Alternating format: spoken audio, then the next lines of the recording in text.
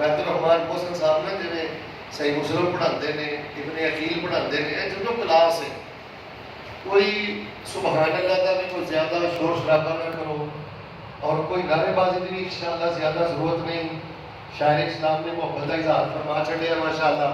बस ना सबक की तरह देखो, तवज्जो मेरे रखो, सबक की तरह मैं चंद चीज़ां ज़हन अंदर बिठा ला।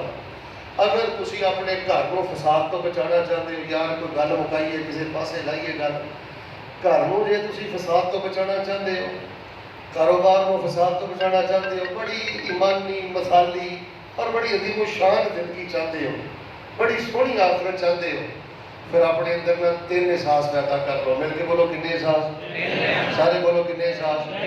लो जी, पहला दूसरा ते तीसरा एहसास सुन लो, फिर नाल 2-3 वाकयात सुन लो। पहला एहसास केड़ा है?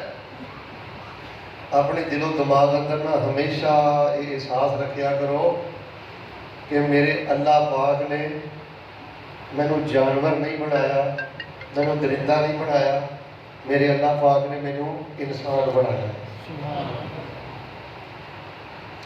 यार इंसान होना अल्लाह पाक का एक बड़ा खास फजल है, अल्लाह पाक की बड़ी खास रहमत है। मेरे भाइयों, इंसानियत नजर नहीं आ रही,